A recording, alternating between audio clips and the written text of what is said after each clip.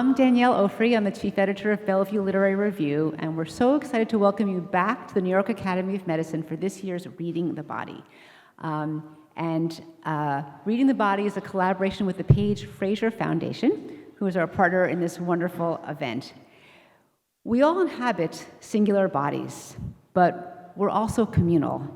And it's no mistake that the word body politic, right, has the issue of body in there. We all kind of form a body altogether.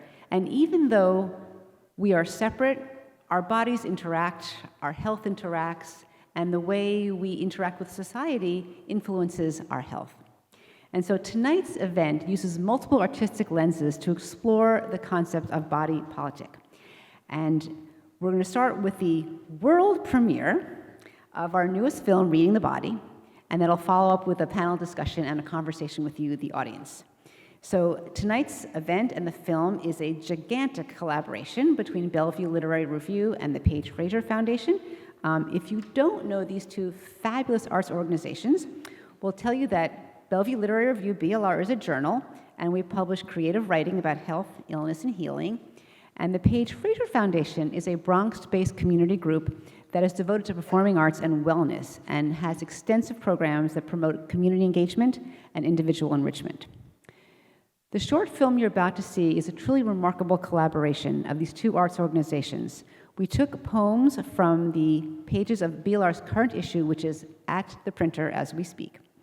And we gave these poems to four extraordinary dancers, including Paige Fraser and Christian Warner, who are here tonight.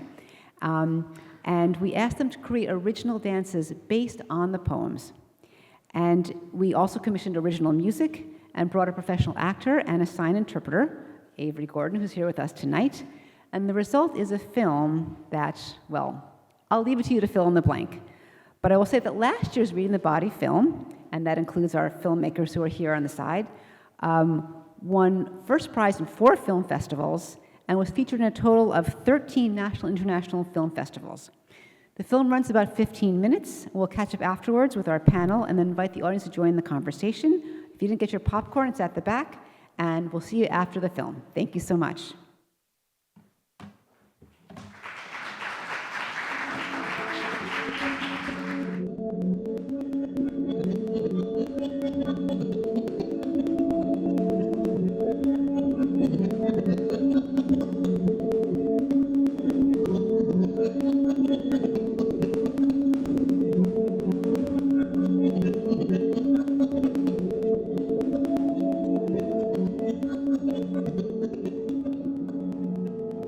Snow by Paul Howe. It comes in the night while we are sleeping, and in the morning the thick flakes fall like a miracle of manna. Snow is a bit like God, pure, impartial, unexpected, falling on the upturned faces of insurgents, flakes catching like breadcrumbs in their beards, falling on the helmets and into the eyes of soldiers who blink it away like wonder as they scrutinize windows of vehicles at checkpoints, falling on marbled legs of lamb, those primitive clubs of meat that hang from hooks in front of butchers' shops. For a moment, it lays a white sheet over the disfigured body of this conflict. And in the snowpack gathered on the mountains, what is withheld in order to be released, there is the promise of cucumbers and wheat in the spring, and pomegranates in the fall. But it only remains for a blessed intercession, no longer than a ceasefire. Soon the snow will be scored with the tracks of helixes and personal carriers, turning what was possible into a slush of disappointment. What was dreamed into a grayer and bleaker reality.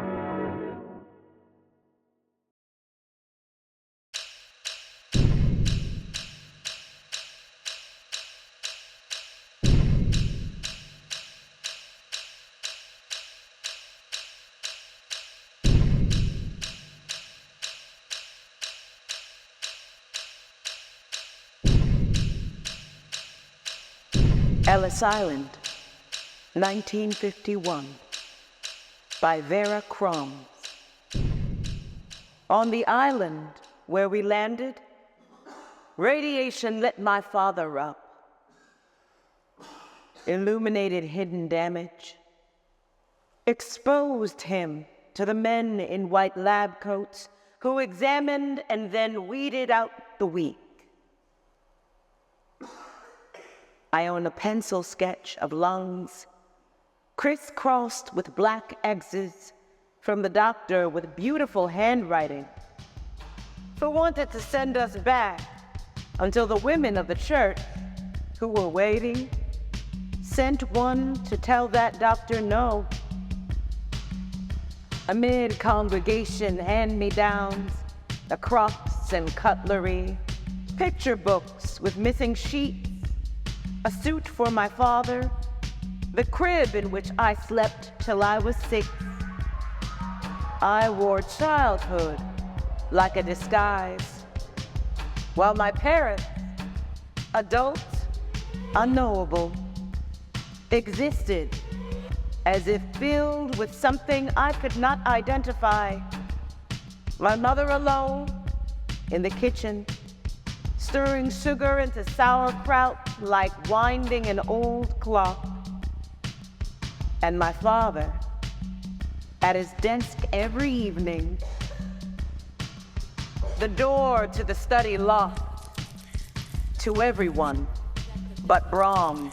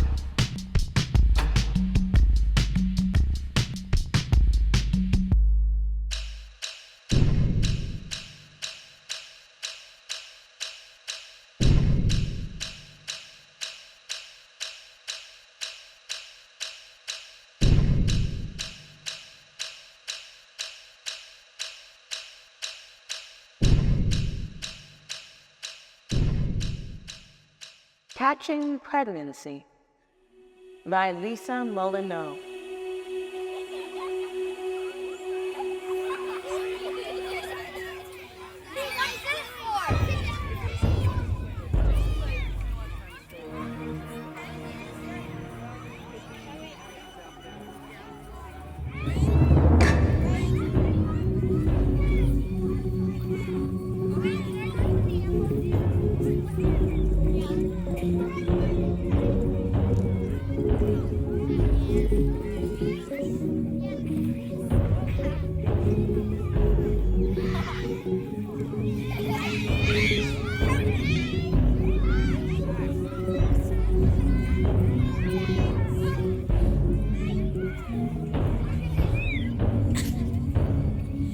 In ninth grade, we read The Scarlet Letter. Hester Prynne's shaming by the righteous Bay colonists. And every day we ate lunch, our own Hester Prynne sat alone, her stomach noticeable under a loose dress or heavy sweater that stretched to her knees. Sometimes she read a book, listening to music. It was as if you got too close, you might catch pregnancy. Whatever she read, I hope it wasn't the Book of Shame.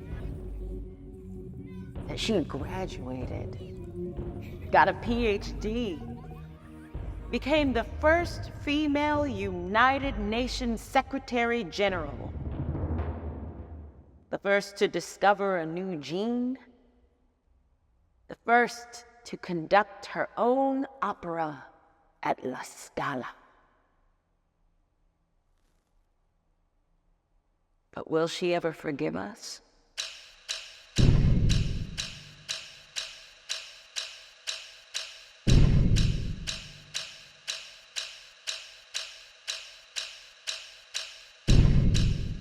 Sonnet for Lidwina, patron saint of MS, by Aline Terzian Zaytunian.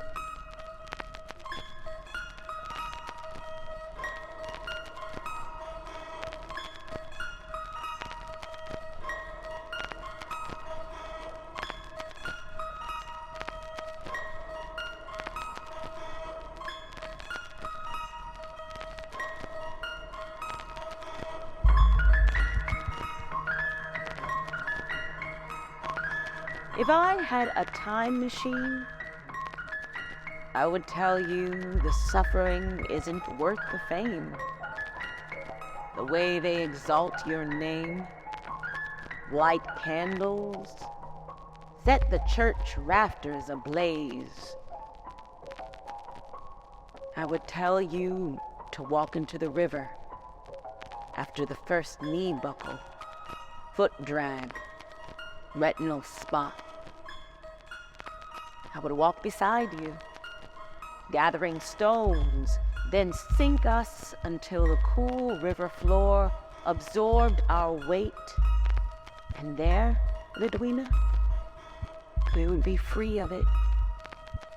The kindness, mercy, the crying and praying, the medallions they wear around their necks in our honor. There, we would not be afflicted, chronic. We would dissolve into that which made us.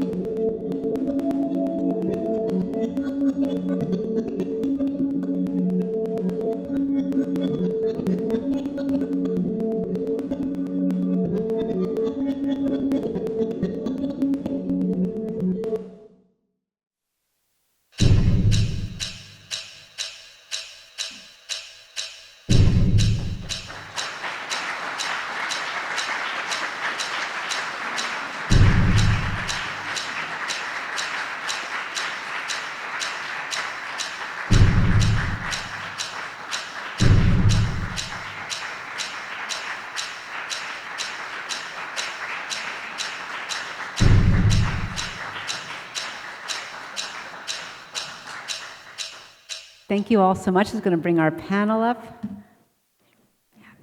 I'm so glad you had a chance to watch. This is our world premiere of the film, and we're so glad that you're here to enjoy that with us.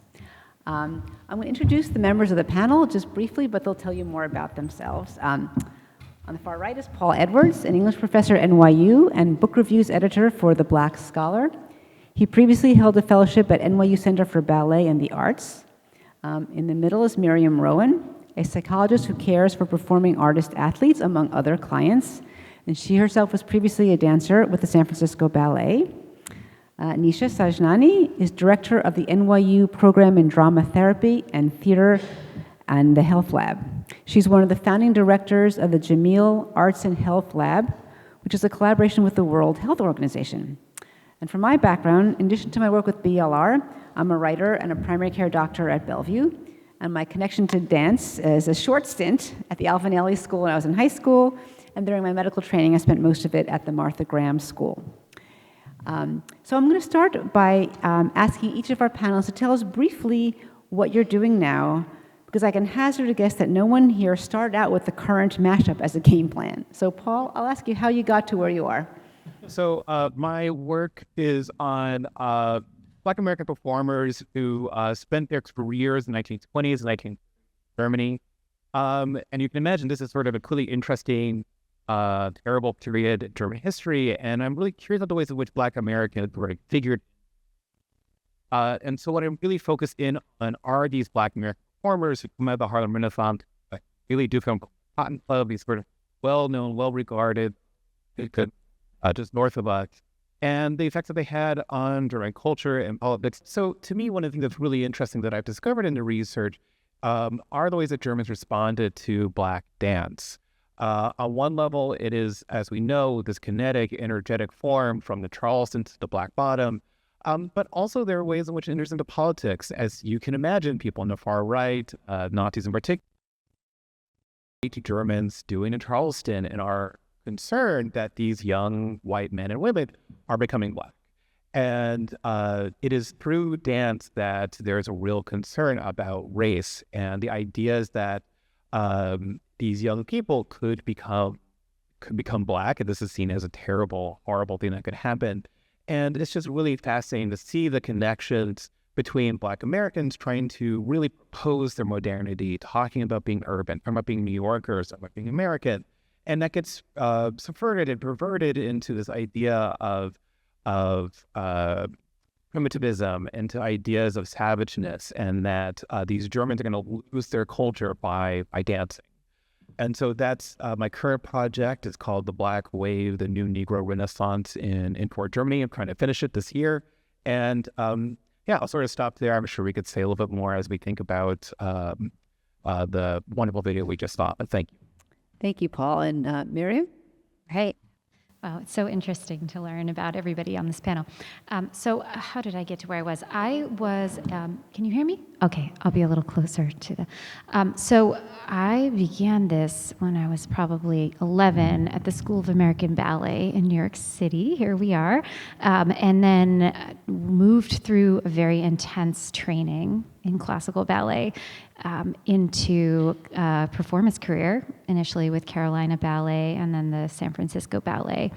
And I would say through that experience, kind of alongside all of the physical demands, I was also kind of evolving and changing into adulthood and finding ways to find my voice, which I don't know who here has any experience with classical ballet, but you're not taught much about how to have a voice, especially in the corps de ballet and kind of going through. So the sort of conflict there over time led me to really want to understand how to do that and how to do more of that for the community and other dancers as well. So it eventually led me to a place of needing to move forward and continue developing my voice through the field of clinical psychology. So what I did is I went and got a doctorate in clinical psychology and did sort of an overarching training in sort of trauma-focused therapy and eating disorders, right, and the relationship between trauma and the body and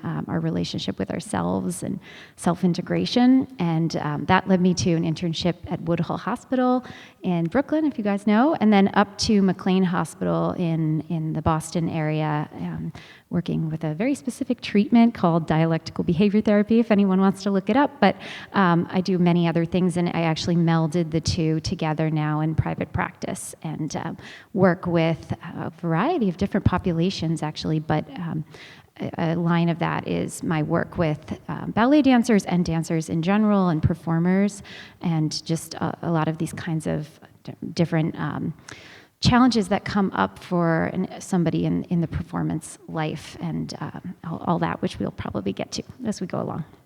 Thank you. And Nisha?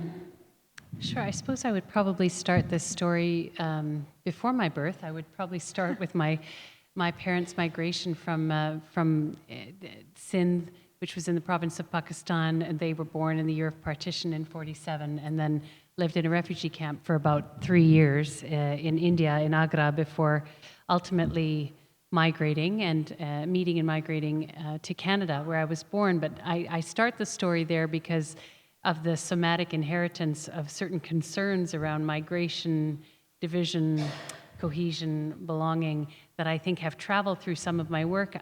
I think, as early as beginning in Edmonton Ballet School, beginning in dance, but also simultaneously training in a classical Indian form in Bharatanatyam, but also then noticing the ways in which, through my own assimilation, ballet was upheld and Bharatanatyam sort of fell away. English and French were upheld, and Sindhi and Hindi fell away. And that process of return has taken many decades of reclamation. So my career moved from dance into theater. I fell in love with, I think it was like a recital of Into the Woods or something like that, but I was gripped. And it had to be theater and performance, and discovering through performance a means of encountering my own racialized history, gendered history, not having words for those experiences until much later, training in applied theater, which is literally putting theater to work with communities, to work with youth, to work mostly with communities who'd experienced division and had been through loss and migration and were recreating home. And then ultimately training as a drama therapist, which is one of the creative arts therapies where we're engaging the arts as a means of exploring personal history, social histories, moving that in drama therapy, sometimes to a stage, not all the time, but sometimes to a literal platform where those stories can be shared with a wider audience. And discovering some capacity in that, some interest in that, but also looking at what was missing from that training and pursuing doctoral work in the social economy, examining social determinants of health and social policy.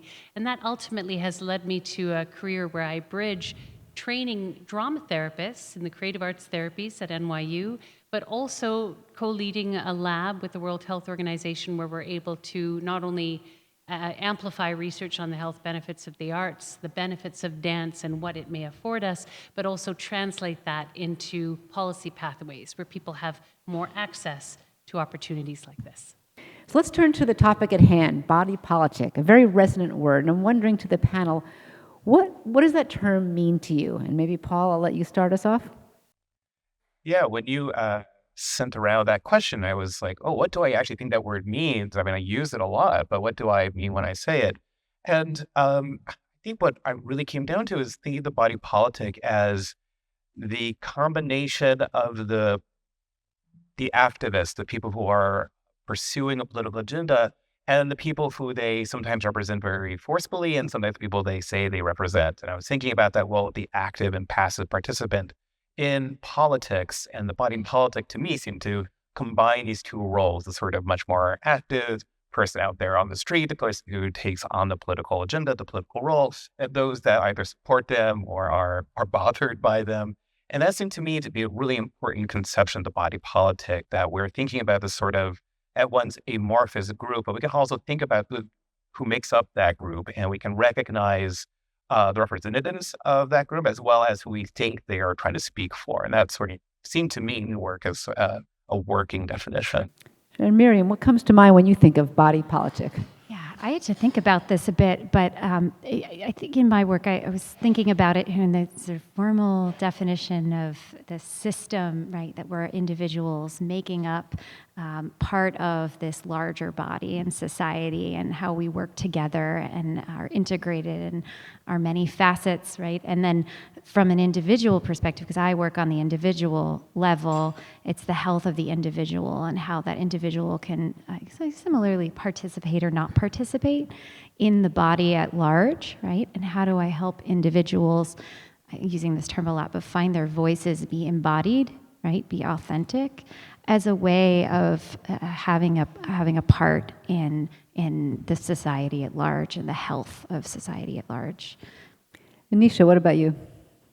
Similarly, I think about the body politic as in the literal sense of a polity, like the city or the state as a body, using the body as a metaphor to talk about us, in concentric circles and in progressively larger circles, and also thinking about the politicized body, the ways in which our bodies are marked, whether we choose those marks or not, and then how those marks come to signify specific meanings. And you spoke about this, Paul, already in terms of how are white Germans interpreting Black dance, right? So how are these bodies marked, and what do they come to signal for those who are moving and those who are watching? So politicized body as well. Yeah, and I know, say in my practice, primary care medicine, I tend to think of body politic in this larger sense of how politics are affecting the bodies of the patients that we care for, and of course the community that cares for them. And certainly with our patients, we see a profound effect when politics changes. Just thinking about the last 5-10 years, there have been a lot of upheavals, particularly for immigrant populations or other marginalized groups who may feel a little on the edge of society. When the political winds change, then there's a profound effect often on their health, both physical and very often psychological. And so I guess my follow-up question is, do you feel like you've noticed a change in what you see in the body politic? Either your personal thoughts about it or what you've seen over time, over history? And maybe, Paul, I'll let you start since you think a lot about history. Mm-hmm. It has changed, and I think part of it is my lived experience, but then I think it is through the work that I do. I think a while ago, thinking about my own research, I think it would not have been obvious to me that the way a body moves is meant to always be political. That I would like to believe that one can move through the world and not every single thing the body does has to be politicized. It can just be a body walking down the street. And I think obviously something like my work, but also thinking about George Floyd, thinking about Amadou Diallo in the 1990s, sort of like you can walk, you can run, you can just in your car. And there's something about that body being in a place, doing a certain thing. And we know that the thing that body's doing is, for all intents and purposes, absolutely legal, absolutely fine, is non-threatening. But it means something to somebody, often representative of the law. So there's, of course, that irony between doing something absolutely legal but being viewed as doing something lawful. And I think that is something that in the last 5-10 years has absolutely utterly changed for me as something to recognize. I will say I come from a place of a very high privilege where certain things that I've seen happen to other Black men my age, I've never experienced. And so there was a way in which I had my own ability to not see those things. But I think the last 5-10 years, just recognizing there's something about the body and movement which can be exciting, arousing, funny, can bring us great amounts of joy. It can make us jealous. Seeing another body can make us, I watch the Olympics, like, I don't be able to do any of that. I need to. And then you sort of see a body, you're just like, I did the exact same thing that man, that woman did, and I suffered no consequences.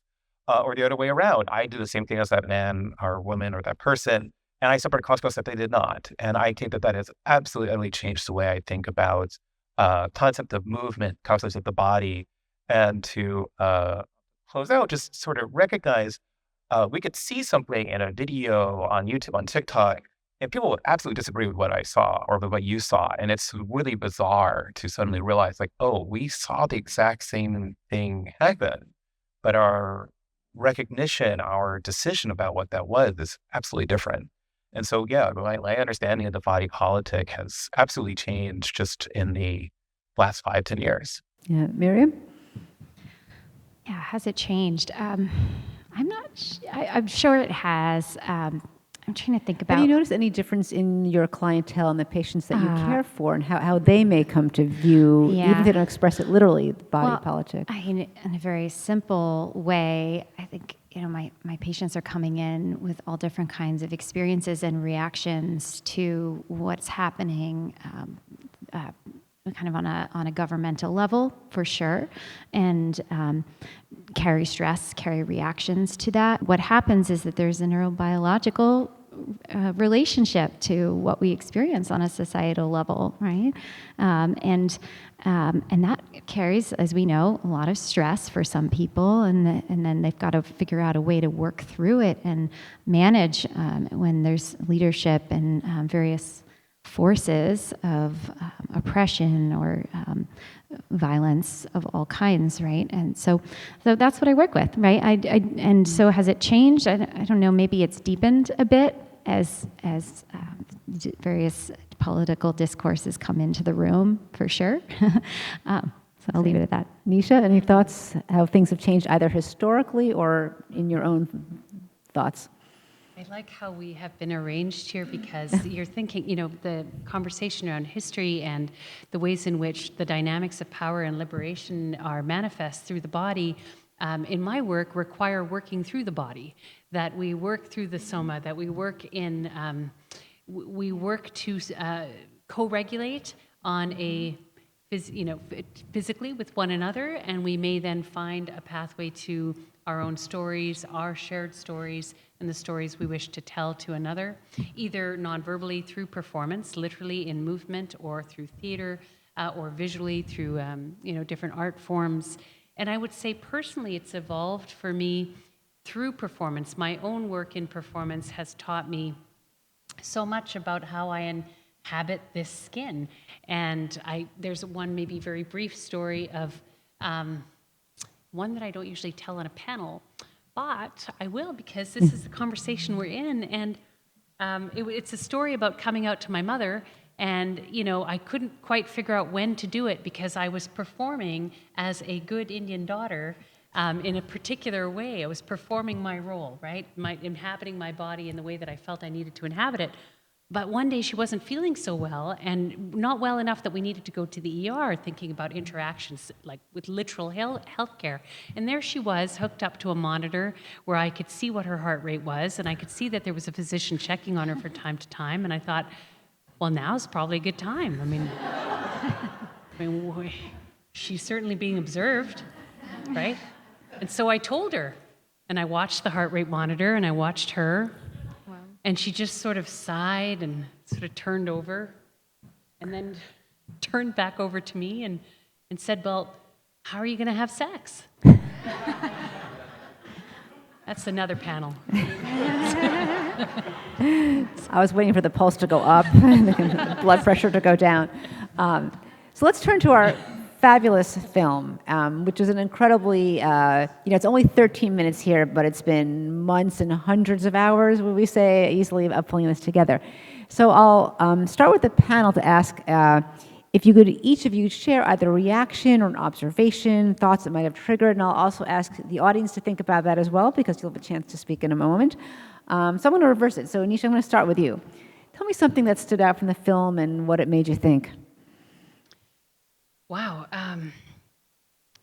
Well, I suppose picking up on just this last thread, how much can be communicated through the body, and I love the confluence of poetry and the body because we're left with gaps and many opportunities to project our own meaning into what the poetry is signaling, and the kind of narrative arc that each of these performers seem to be moving through in my mind, and of course what's occurring in my imagination will be different than yours. But I saw an opportunity for each dancer to perform a story, but then in that performance escape that narrative, to move beyond it into something else. So that actually gives me a great deal of hope. Reading the body doesn't have to be written in stone.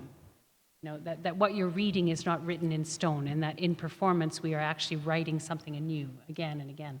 Those were some of the thoughts that came up. Thank you. Miriam, what about you? Yeah, at first reaction, having been from this very kind of strict classical ballet world, is just how embodied the dancers were in telling the story. There's this feeling that everybody was really on board. I don't know if that's true or not, but that everybody was really there and present and unified in the communicate what was they were working on communicating. I just really appreciated that lack of sort of stiffness or fear, right, in that way. And then I loved, it was just so wonderful to get a window into various experiences and stories. And I think, like you were saying, Nisha, this sort of change, like you didn't know what was going to come next, right? So it was not clear. It wasn't like a kind of a typical, stereotypical narrative. It kind of left me with something new with each story, which was so wonderful in this multimedia way of communicating it. And then it just resonated so much with me at the end, this this sort of feeling of discussing something about mortality. That was my interpretation, obviously. I don't know.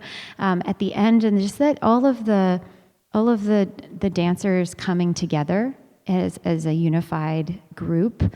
I don't know if it was supporter of each other, or there was just a way in which there was this connection, so that you could see the individuals and really resonate with the humanity of the stories of the individuals, and yet they were all working together as one in a community. I felt really very beautiful. Thanks. And Paul, how about you?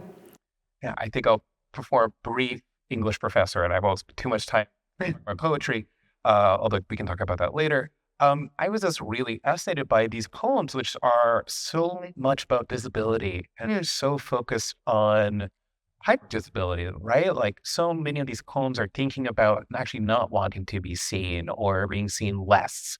I'm thinking especially about Catching Pregnancy and about Sonnet for Ludwina, patron saint of MS, that both of these are thinking about the body and thinking about the body as a place of shame.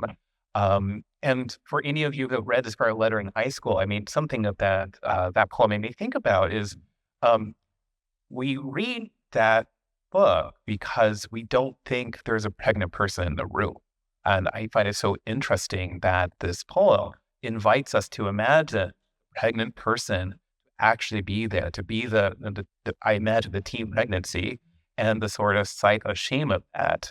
And I love that the poem turns from this sort of, this hopefulness of that person's life into the shame of the viewer, right? The spectator who has not sat with this young woman, has sat separately and is judging this person. And it's an absolutely, I think, just beautiful way to sort of think about visibility, fame, spectacle. And I find that such an interesting juxtaposition with the body of the dancers. We can talk about this more. Mary, I would be really curious what you have to say, but I view a dancing body as a body of hope. When you think of the person who's dancing, like, oh, they can do these moves. When you see a performer, you are believing yourself to seeing the performance done absolutely correctly, done right.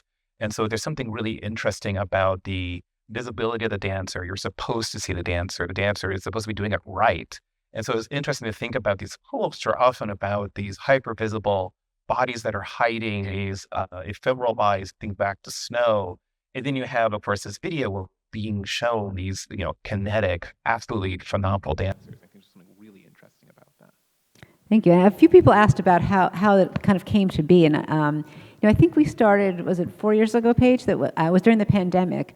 We were all kind of stuck in our little places. And the issue of BLR was on the theme of disability that year. So we had a number of poems about disability. And I thought, they would be so well embodied physically. And so Paige helped gather 3 other dancers, and everyone filmed at home with their little cameras. David pulled it together. Our narrator recorded in her house and our sign interpreter at their house. We pasted them all together.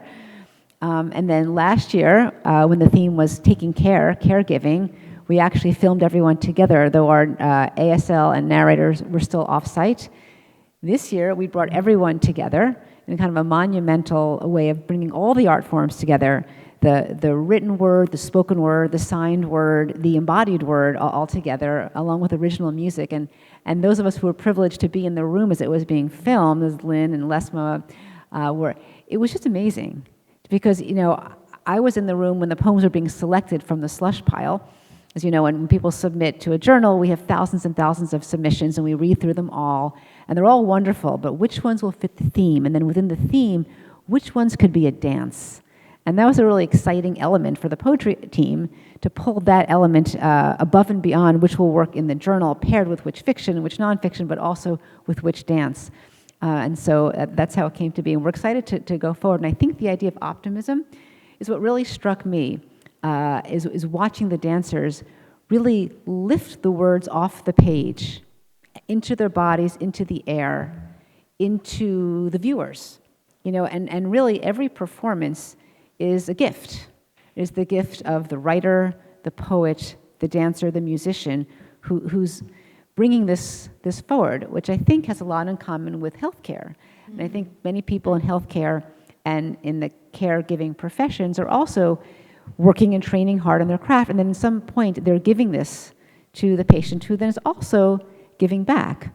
The listeners, the readers, the patients are then reflecting that back to us, so it becomes a bit of a duet. So that's how I feel it. But let's talk a little bit about the role of arts and health, the role in its embodiment, and the body politic.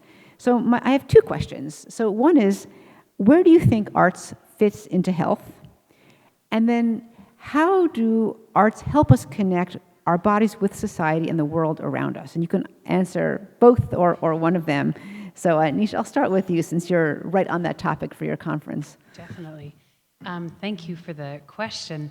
I think that in my own research in this area, we can see that the arts have been used in a prescriptive sense since at least 3rd century, if not before. The idea that we could prescribe a play or prescribe a poem as medicine is actually a very old idea that's coming back to us now in the form of social prescription or arts on prescription. The idea that physicians might be able to prescribe non-pharmaceutical strategies to be able to help us meet the needs that we see are present, whether that be loneliness or a host of other kinds of social conditions. And we've also seen how the arts can serve a very powerful role in health communication, right? Even here, we've got an example of health communication to some extent, but we also, in the sense that we can see the arts being used to communicate health messaging. We saw this really beautifully during the height of the pandemic, and the ways in which musicians came together with different forms of artists to communicate the 8,000 ways that we could learn how to wash our hands, reminding us what to do, what can we do in those 20 seconds, what songs can we sing. But of course, we can also understand engagement in the arts as a health behavior itself, that when we engage in dance and when we engage in the making of a film or the viewing of a film or theater making or what have you in visual art making, that we are engaging our senses, that there's an evocation of emotion, there's cognitive stimulation, there's physical activation. There are a number of different responses that are being evoked physiologically, neurologically, psychologically, socially, which contribute to either health promotion, as in they support our health and well-being, or they can actually help us treat and manage certain kinds of conditions.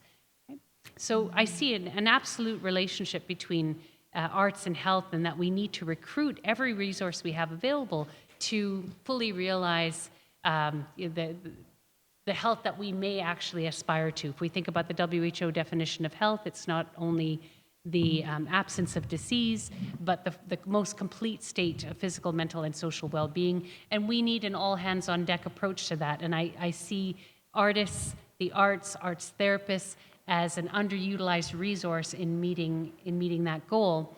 The WHO put out a report in 2019 It was a scoping review looking at some 3,000 studies that really demonstrated the value of the arts to health promotion and the treatment and management of a host of different conditions.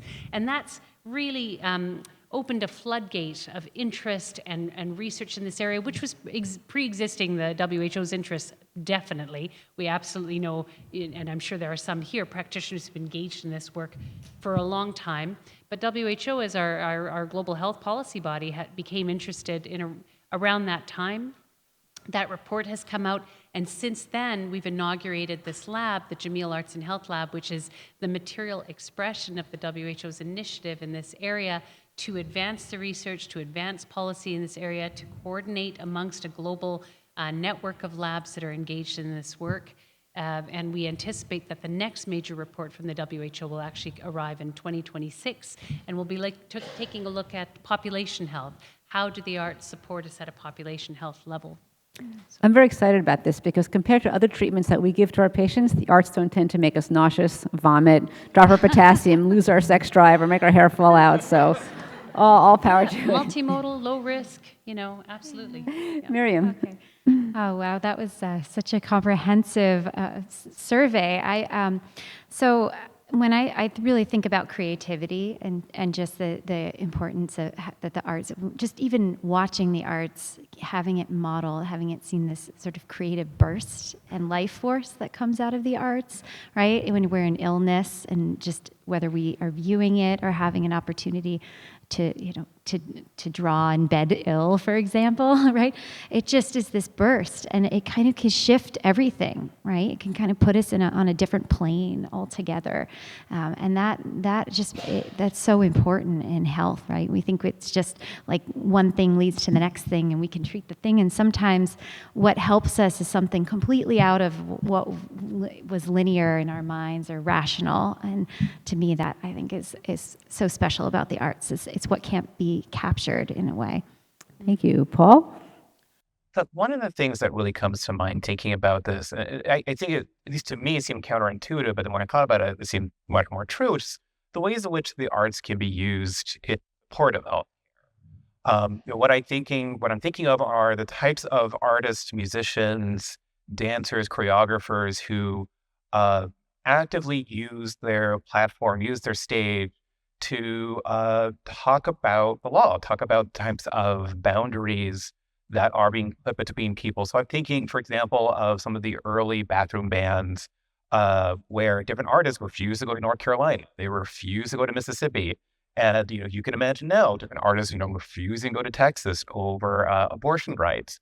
And I think that it's so interesting that it's possible that arts not only has its own politics, its own desire to speak for itself, but it also has this ability to offer us its own platform to talk about healthcare, talk to us about what is being denied people, not just internationally, but across national borders. So I think thinking back to the very first question, thinking back to body politics, there's something about artists who can sometimes cross borders into places where healthcare is denied and can actually be advocates for that. And so I think of that as something that's really powerful that I think often doesn't really get articulated, that artists can actually be supporters of healthcare, be supportive of women's rights, trans rights, whatever it might be, that there's something that actually can be done by performing or refusing to perform. And that's something that's been on my mind. Well, it's truly body politic. And I do want to invite the audience to come up with questions. We just have two favors. One is that you use the microphone, and the second is you keep your questions short, so there's time for everyone. But I am going to do a shout out first. I would like to get input from our artists. So Aileen, could we get you to the microphone? Aileen is over there, the poet, Aileen Terzian Zaytounian, the poet of sonnet for Ludwina, patron saint of MS, who flew in all the way from California to be here. So Aileen, what was it like to have your poem transformed into a dance? So when I got here, I wasn't sure what to expect because I hadn't seen the process of it occurring, but I was hopeful that there would be a dancer who would understand what the poem's intention was, and I just could not even believe the outcome in Paige. The way that you moved to bring that poem to life, it really brought me to tears at the end. I felt that moment when all of the dancers came together and lifted you up. It was something that went beyond even what the poem was doing, which was the intention was very much rooted in sort of that shame, and to see the poem move out of shame and into this hopeful, joyous place, it really took my breath away, and I just don't know how I can thank you. So I really appreciate, I just am so appreciative of this opportunity of being here, being part of this wonderful event, and I thank you, Danielle, and I thank all of you for being here too. Well, let's also have Paige Fraser Hoffman. And actually, so we are thrilled that Paige Fraser Hoffman, who not only was the dancer for that, but was the creative director for this, please come tell us a bit about what it's like. Tell us a bit about the process of bringing a poem through your body into the performance space. This year felt very special because in the past, the dancers read the poem and then choreographed it and then recorded it. But this year we had narrators in the room, ASL in the room, and we also had other dancers in the room. So it felt right. The energy felt just in the moment. We were expressing ourselves in an honest way. And I think the vibration of hearing the narrator and seeing ASL there, it was just oozing out of us, the storytelling. So I would say the poem really drove the movement for me, and the story and the research that I did. It just all came together and really just allowed us to be honest and vulnerable in the moment. Well, thank you so much. And the reason we have this on a Monday night is so Paige is off from the Lion King, so she can be here with us tonight. Thank you. We're also thrilled to have Christian Warner, the first dancer. Christian, would you come up and tell us about what it was like to bring snow to life? Sure. I don't really have too much more to add to what Paige said, because I do believe that she articulated a lot of the same feelings that I have.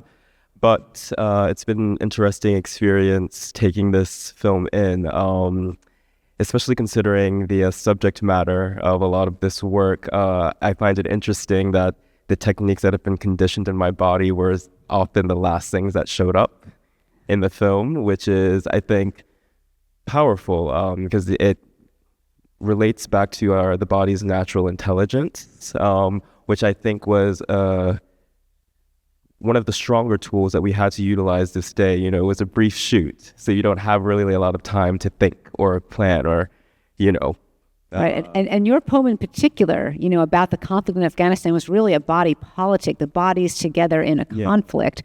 I thought you brought that out so well. I appreciate you. Thank you. But to that point, it's a charged topic, but the body is strong enough to be able to facilitate, those messages and that communication. So again, I appreciate Paige and all of the other artists in the room that helped create a safe space for the things to be able to be processed. Well, thank you so much for being part and seeing him in person. Woohoo! That was amazing. And I'd like to invite the audience. Please come. Don't be shy. Come up to the microphone, ask a question, big or small. Our first volunteer, thank you so much for the courage. Hi, I'm Sophia, and I work specifically with dancers that have disabilities, my company, The Dancer Movement. So I'm going to kind of reflect back the first question to you of your idea of the body politic, and I'm wondering if it's different when you're specifically thinking about a disabled body. We had beautiful dancers in this film, but when you reflect back on maybe physically disabled, something we can see, or an invisible disability, if that changes your perspective of the body politic. Paul, do you want to take that? Or I want to cheat and say yes and no. I was reflecting as I said, part of my answer, I said, I'm jealous of Olympic bodies. And I stopped and I said, I'm also jealous of Paralympic bodies. I can't do Paralympians can do with my mostly functioning body. And so part of me wants to say that to your question that when I think of a body, do I think of a body that is perfectly able to do all the things that we imagine a body can do? And I would say 99% of the time, yes, that is the body I am thinking of. But I also think that when I think of of a person with a disability or body that is dealing with some version of disability, I, I guess as I waffle on this part of my answer, I guess what I'm thinking is I don't know what that embodied experience is to know if that is, for example, a challenge, if that is if the body is accepted by that person. So I think when I think of a body, I like to think I'm very universalist about it, but I also recognize that there is a certain problem with thinking that way. And just a quick confession, I have a stutter, and I've worked very hard not to have a stutter, but I still have it, and so I'm very sympathetic to Joe Biden. But there's also just a way that I can hide that, and I don't feel challenged by that. So just to sort of speak from my own perspective, there is something about that version that feels more inclusive than some other versions that seem to be harder to navigate in society that does not make things accessible to people.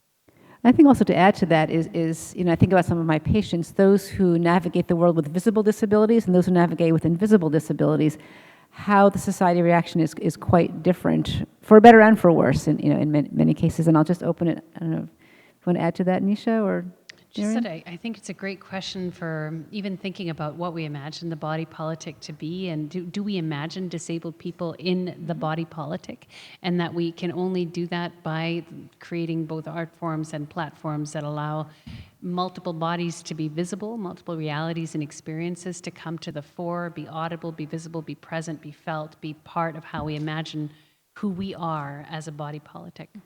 I also think almost everyone with an illness of some sort feels disabled to some degree in society, for whether it be a physical, an energy issue, an emotional issue. I think about, I just finished a day of patient care this morning, and everyone I spoke to had something that makes them feel, quote, less than ideal or perfect, of what they would want to be or society expects them to be. And it's so impactful on what their daily interaction is with their family, their employers, and the world around them on the subway. And it's really interesting. And sometimes, we think about a very dichotomous thing of disability and non-disability, but it really is quite a spectrum, and it's much more involved than I think most of us think about. And I'm continually reminded of that as I work with my patients and try to notice that more in the world, though it can be hard sometimes because people do either hide things or camouflage. Did you want anything? Yeah, I just the idea of some things are visible, right? Like you had said, some things are visible and some things are not visible in terms of disabilities. But as a unified society, right? I think that that's just the challenge of not being able to see and necessarily know, right, from the outside, and how do we as a kind of on the individual level hold space and curiosity and an openness to imagining that what we see on the surface really may not be what's behind the scenes, how do we all do that a little bit better, right? Any more audience members? Come. Why don't you introduce yourself? Hi. Sorry, I'm shorter, obviously, speaking of bodies. I am amazing, so many things to think about. I'm an English professor, but I also have a dance background. And I was thinking about, many things that came to mind, but one was thinking about how can we think about the moments in which the body is excluded? And I think about that in terms of, you mentioned the subway, and I think about in my classroom, for example, when students are shifting or uncomfortable, and we sort of forget that we're in our bodies, that we're more than our bodies. There are a lot of people who talk about that, but how can we maybe, as a society, as a body politic, work on not excluding the body? And I know that can be read in many ways, but I'll leave it at that. Thank you so much. It's a great question. In fact, there was a series of letters to the editor today in the paper. I guess there was an article about should kids need to sit still in class all day? And the recognition that most can't, but that why not take advantage of where the body wants to be? And I think that's a very relevant thing. Any takers from the panel? I mean, I'll just add one more thing. And again, in medicine, it's very bodily, right? We are bodying all the time. We do the physical exam. We're prodding. We're poking. It's very intimate. And I don't necessarily think of the exam room as a place of intimacy, but it is. And I think about that. I walk up to a person and I stick my hands, on their belly and on their neck and kind of don't think twice about it. But of course, for that person, it's someone coming up and touching their body, often with their clothes off or with a stethoscope. And yet, it is often only during the physical exam, when there is this connection of bodies, that patients will often say what's really on their mind. Whether it be the eating disorder they haven't mentioned, sexual abuse, sexual symptoms, depression, emotional things, that people won't say when you're sitting across a desk talking, but with a computer typically between you. But when you're actually touching the body and there's no computer and that physical connection, there is something intimate about that, a non-romantic intimacy, but it is very embodied. And so often people will talk about that they forgot to say this or forgot to mention that, or it releases the inhibition, and they will talk. And of course, it can be abused. There's a whole range. But typically I find it is very releasing. And I think because there's very few places in society today, in our body politic, that we are body to body talking without any technology between us, eye to eye, hand to hand. It's very rare. And it's very focused, and I think it can be very therapeutic. I'd actually love to. It's such a great question because from a therapist perspective, it's like just emotional recognition is so much about taking in the sensory information from your body and trying to understand and make meaning of it. And what, am I safe or am I unsafe in this moment? What are my needs and desires? It comes from a very physical place, right? And a lot of our education is we get cerebral, right? And we lose touch with that really important part of information. I will say that your emotions are your sixth sense. Your sensory awareness is your sixth sense. I feel very lucky, having been a dancer, to have had many years to be able to explore my body and the physicality and what that brings. Right. So yes, it's a wonderful question. Yeah. We have time for one more question. Volunteer, sure. Why don't you come up? My name is Janet, and I'm a speech therapist. I work with developmentally delayed preschoolers. And my question, to kind of expand on the topic of technology, my question is for the panel at large. I'm trying to phrase it in a way that makes sense.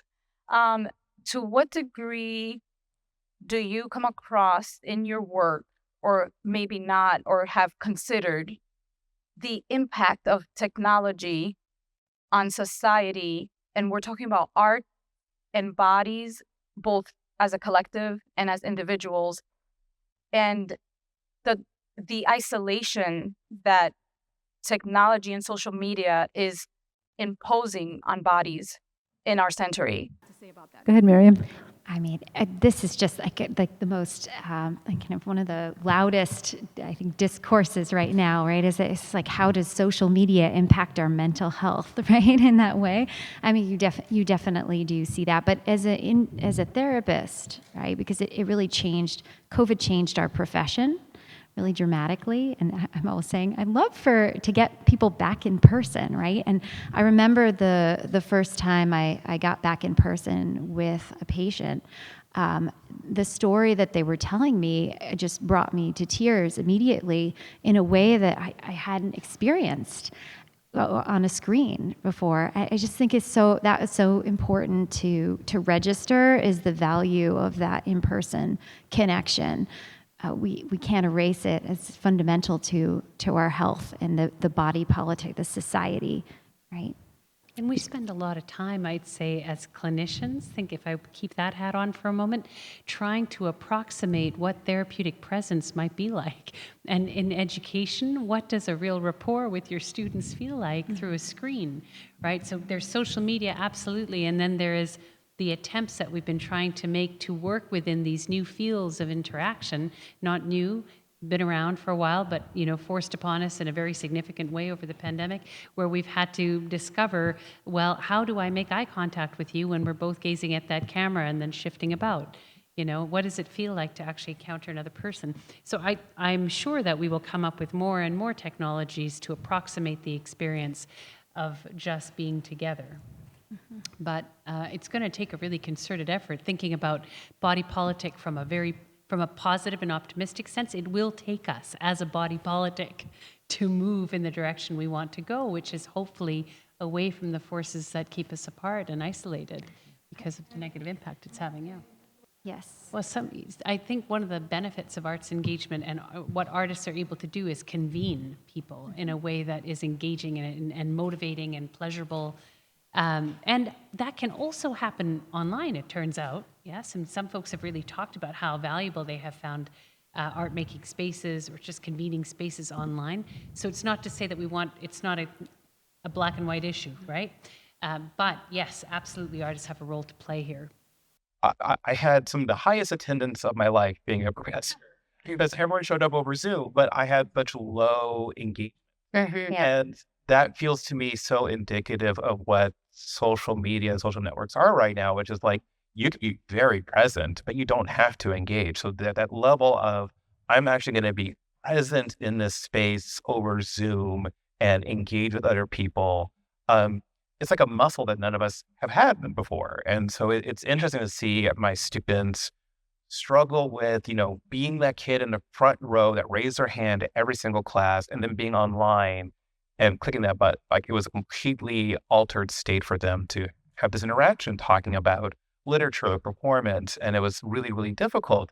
And then the other side of it is that, I've had great students, but, sometimes online behavior manifests. And so I would have students like go on weird screens against each other, and the students would just sort of sit there like, all right, John's going to do that today. I mean, like, there's no pushback, there's no engagement. So it's a really, really can be new forms of technology in terms of convening can be really difficult to create a space where everyone can engage, but then feel responsible to one another to sort of feel, I'm actually going to engage, I'm going to respect you, I'm going to treat you with the dignity you deserve. That's really hard. Contemporary technologies. I don't have a solution to it, but we try. Thank you. And our panelists will stick around to do a chat. But speaking of engagement, tonight's event is free, but art is not. So we hope you'll support the artists and arts organizations that help bring this together. Make a donation to one of the organizations. And a huge thank you to our panel, to Paul Edwards, to Miriam Rowan, Nisha Sajnani for joining our conversation tonight. And a big thank you to the New York Academy of Medicine and Connor Bellows for hosting us. We really appreciate that. The AV team. Thank you to our dancers, 2 of whom are here tonight, our poets, 1 of whom is here tonight. Our film crew, who is here, to Avery, our interpreter. And then just lastly, a big shout out to Linda Lombardi and Lesma Fraser, who helped pull this event together, to Stacy Bodziak, the managing editor of BLR, who pulls this together. Come get some more popcorn. Thank you so much for coming. We'll see you at the next event. Good night.